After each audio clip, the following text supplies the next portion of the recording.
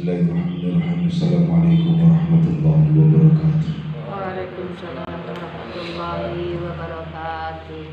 Ila hadratin Nabi Mustafa Rasulullah sallallahu alaihi wasallam ila ma'al fi kutubil allati ta'allamnaha wa 'allamnaha wa ila masyayikhina wa sayyidina wa ila jami'il ustadina man 'allamana wa hafa ahlina awladina wa dhurriyyatina wa man tasallama ilaina syahid umurna ya Allah umur dini wa dunya wal akhirah وافتح لنا حكمتك وانشر علينا رحمتك بسر من أسرار الفاتحة. أعوذ بالله من الشيطان الرجيم. بسم الله الرحمن الرحيم. الحمد لله رب العالمين الرحمن الرحيم مالك يوم الدين إياك نعبد وإياك نستعين اهدنا الصراط المستقيم صراط الذين أنعمت عليهم غير المغضوب عليهم ولا الضالين. Kita lanjutkan lagi. Bismillahirrahmanirrahim. An-najasatul mukhaffafah. An-najasatu utawi najis. An-najasatu utawi kang aran najis al-mukhaffafatu kang den entengake. Najis mukhaffafah. Iku hiya utawi an-najasatul mukhaffafah. Iku baulus sobiyi uyuwe bocah lanang cilik. Alladzi nyatane as-sobi lam yablugh kang durung tumeka sapa sobi al-haulaini ing umur 2 taun. Walam yataghadha lan durung mangan sapa sobi illa bil labani kejaba kelawan powan. Wa tadhuru lan bisa suci apa an-najasatul mukhaffafah birasyi mahalliha kelawan nyirati panggonane an-najasatul mukhaffafah bil ma'i kelawan nganggo banyu.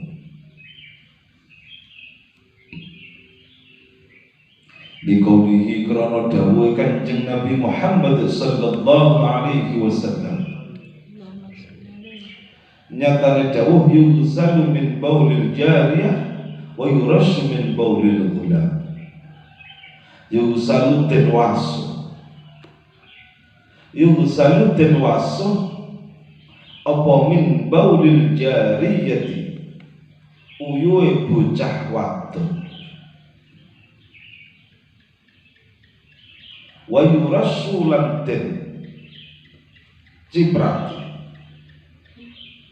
apa min baulil gulami uyuhe bocah lanang cilik. Amma sobiyatu anapun utawi uyuhe bocah wadon cilik wal khunsa lan banci iku fayajibu mongko wajib apa ghuslu baulaihima masuhi uyuwe sobiyah wal khunsa. Pada kesempatan kali ini membahas tentang najis mukhaffafah. Kalau kemarin kita bersama telah mengenal kategori daripada najis mughalladhah dan konsep pensuciannya, maka untuk kali ini pada jenis kedua kita dikenalkan dengan najis mukhaffafah dan konsep pensuciannya. Najis mukhaffafah itu bisa muncul atau disebabkan oleh adanya kencingnya anak kecil laki-laki yang belum nyampe umur 2 tahun dan belum makan kecuali hanya dengan ASI. Jadi qayyidnya ada dua. Yang pokoknya kencingnya anak kecil, nah ini qayyidnya yang belum sampai umur 2 tahun dan belum makan apa-apa kecuali ASI. Maka bagaimana ketika bukan anak laki-laki, kencingnya anak perempuan, maka tidak bisa masuk kategori mukhaffafah. Anak laki-laki, kencingnya anak laki-laki tapi lebih dari umur 2 tahun, walaupun belum makan apa-apa kecuali ASI, tetap saja itu bukan najis mukhaffafah.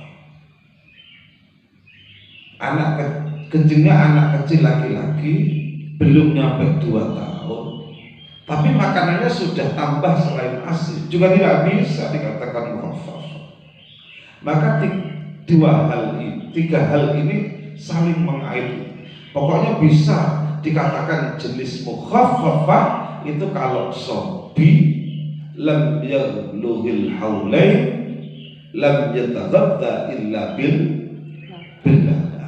Jadi itu harus sobi lam yablughil haulain lam yataghadda illa billah. Dan ini saling mengait. Bisa terjadi mukhaffafah kalau kencingnya itu muncul dari sobi, harus anak kecil lagi, kemudian belum nyampe 2 tahun, kemudian belum makan selain ASI. Ini sangat penting. Ini yang menjadi penting. Kalau mukhaffafah itu terjadi, kalau muncul kencing dari anak kecil laki-laki, dia belum nyampe 2 tahun, dia belum makan apa-apa selain ASI, maka konsep pensuciannya itu sangat-sangatlah ringan, yaitu hanya dengan birasyi mahalliha bil ma. Carane uyowe kencingnya itu kamu ambil, kamu keringkan, kamu hilangkan, cukup disirati banyu ser, itu sudah selesai, sudah menjadi suci, asalkan meyurasunya itu bil ma'id tahur, dengan konsep air yang suci mensucikan. Gampang sekali. Ini memang secara riset, kencingnya anak laki-laki yang bisa berpotensi najis mukhaffafah itu memang beda dengan kencingnya anak perempuan ataupun kencingnya anak kecil yang sudah terdeteksi khunsa. Tampaknya itu mempunyai daya pekat yang beda. Ini yang diajarkan oleh agama Islam.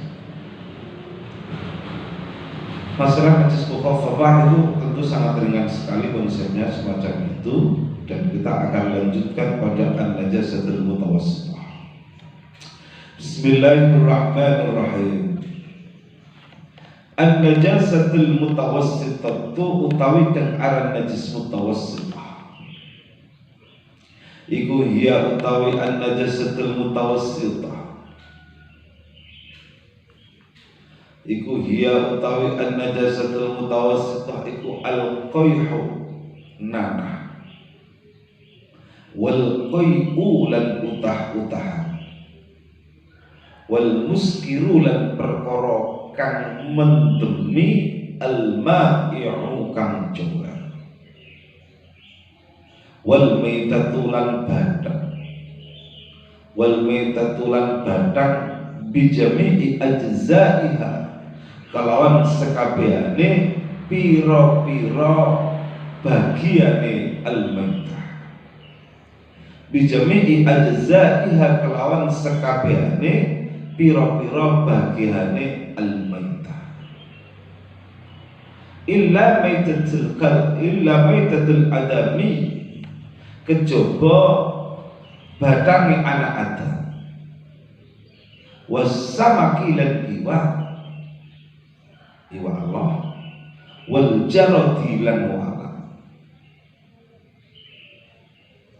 wal khariju lan perkara kang metu, wal khariju lan perkara kang metu minas sabilaini saking dalan loro, minas sabilaini saking dalan loro illal maniya kejaba mani illal maniya kejaba mani fa innahu karana satamani al mani iku tahirun suci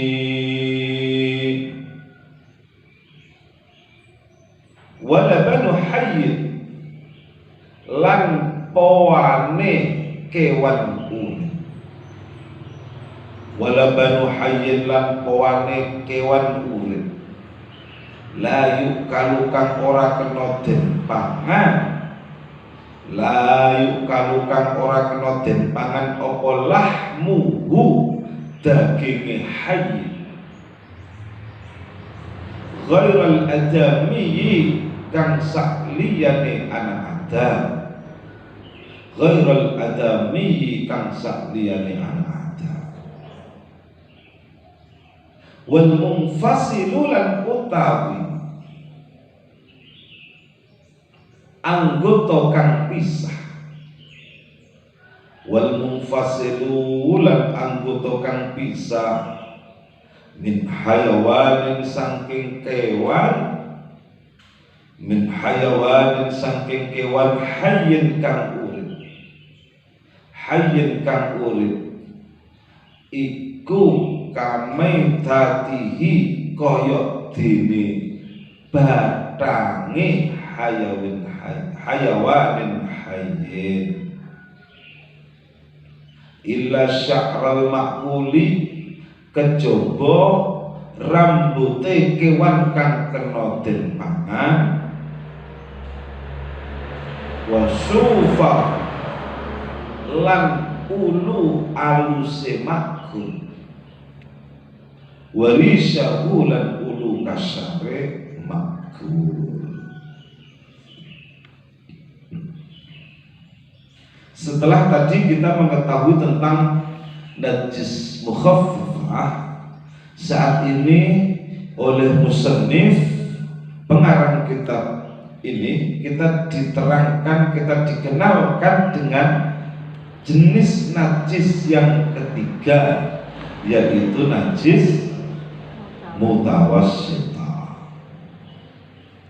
Najis mutawassithah itu bisa muncul dari beberapa hal. Yang menimbulkan najis mutawassithah itu diantaranya adalah al-qah, nanah, termasuknya darah, nanah, kemudian wal-qah, utah-utahan. Utah-utahan itu najis, masuk najis mutawassithah. Jadi sama, makanan yang sudah masuk ke perut kok keluar lagi, entah itu lewat atas atau mulut, namanya utah-utahan. Kalau lewat bawah itu namanya ya kotoran. Maka makanan itu kalau sudah masuk ke dalam perut kok keluar lagi, ya statusnya menjadi najis. Dan najisnya itu adalah najis mutawassithah. Kemudian najis untuk selanjutnya, najis mutawassithah itu bisa muncul atau terjadi dari al-muskir al-ma'i, segala sesuatu yang memabukkan tapi bentuknya cair, arak, khamr dan lain sebagainya.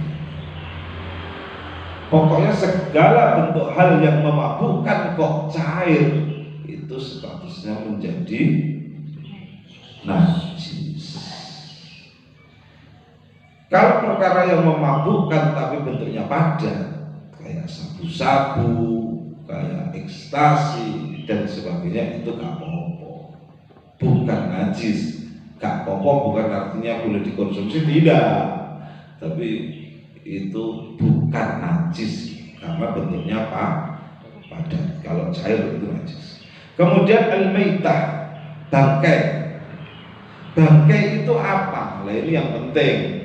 Bangkai itu adalah hewan yang mati karena bukan penyembelihan syar'i. hewan halal yang mati karena bukan dengan penyembelihan syar'i itu namanya bangkai. Dan juga hewan yang tidak bisa dimakan atau haram dimakan yang mati walaupun melalui penyembelihan syar'i. Kowe nemu macan mbok belah bismillahirrahmanirrahim pembelian syar'i, itu tetap saja ketika macan itu mati statusnya menjadi bangkai atau batang atau al-maitah walaupun melalui penyembelihan syar'i. Paham ya? Ini penting. Yang termasuk najis mutawassithah selanjutnya adalah segala bentuk bagian dari bangkai. Kabeh. Dadi nek kowe mbeleh pitik carane mbeleh salah itu nanti bisa dikatakan menjadi maitah, maka seluruh jusnya, entah itu ulune, entah itu kukunya dan sebagainya, itu berstatus menjadi bangkai, maka itu semuanya najis.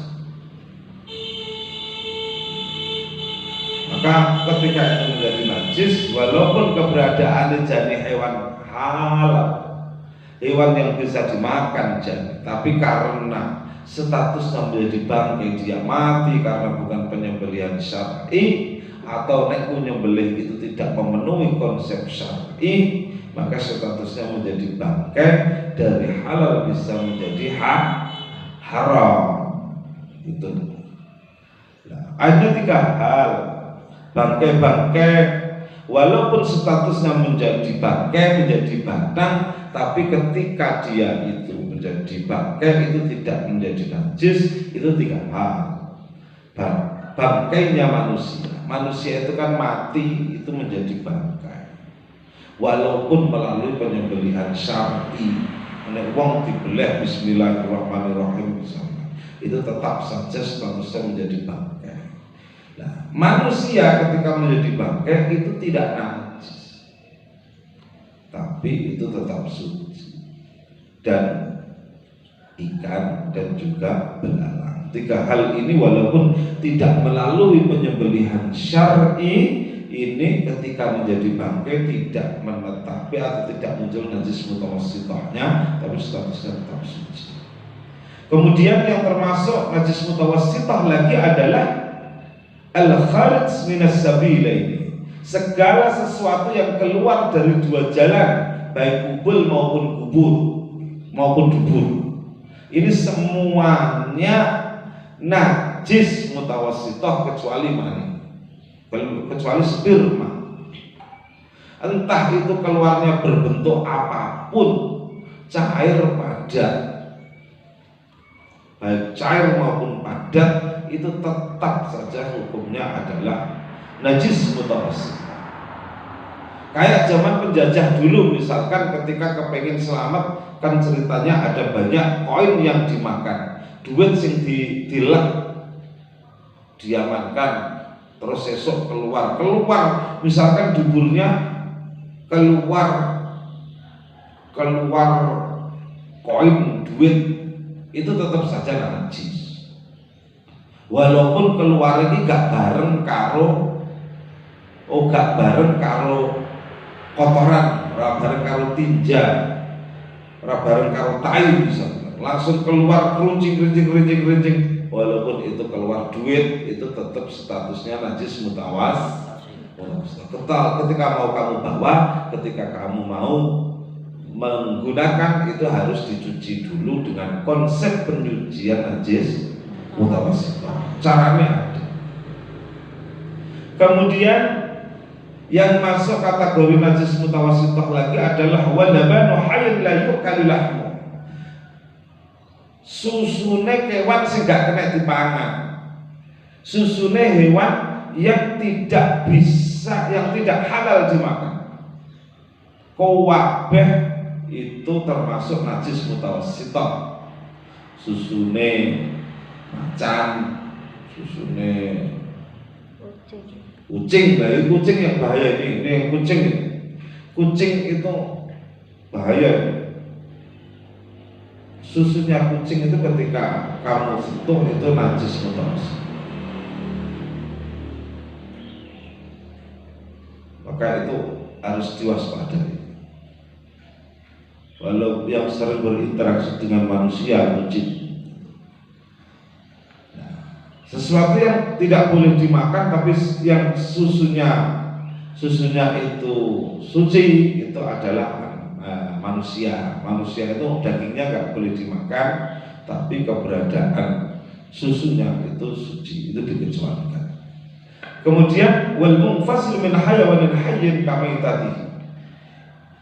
Sesuatu yang terpisah dari hewan yang hidup itu statusnya kayak bangkainya. Ini penting.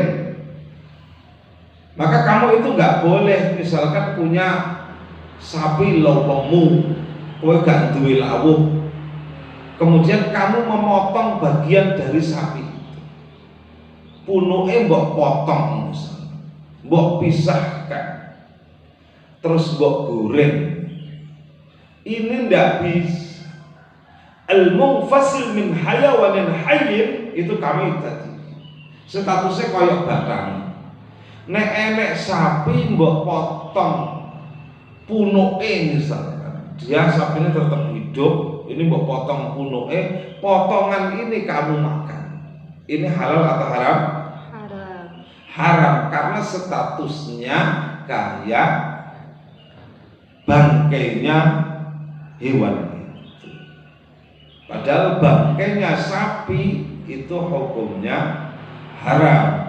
Maka al-munfasil min hayawanin hayyin kamaitati. Oleh ya, ini yang menjadi penting.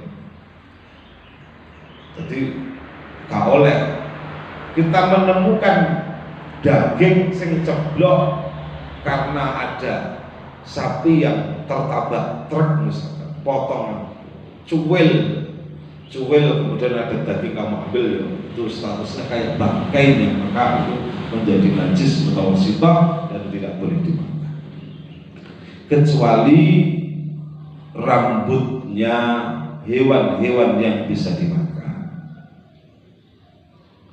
seperti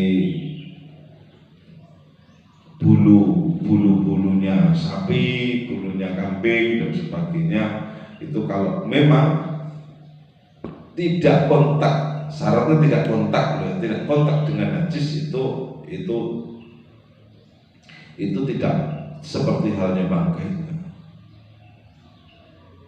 Kemudian bulu-bulu halusnya dan sebagainya. Tapi nek ulu gandengan karo dekat dengan kotoran, kena mau ngabuyoe dan sebagainya, maka ya itu sama saja. Itu hukumnya tetap najis mutawassithah. Bukan karena bulunya, tapi karena bulunya itu kontak dengan najis yang menyebabkan najis mutawassithah. Gitu ya.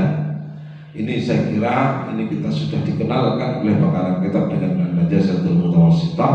Besok kita akan kupas tentang konsep pensucian najis mutawassithah. Setelah itu mari kita tutup bersama dengan bacaan fardhu majlis. Bismillahirrahmanirrahim. Subhanakallahumma wa bihamdika asyhadu an la ilaha illa anta astaghfiruka wa atubu ilaik. Kurang lebihnya mohon maaf. Assalamualaikum warahmatullahi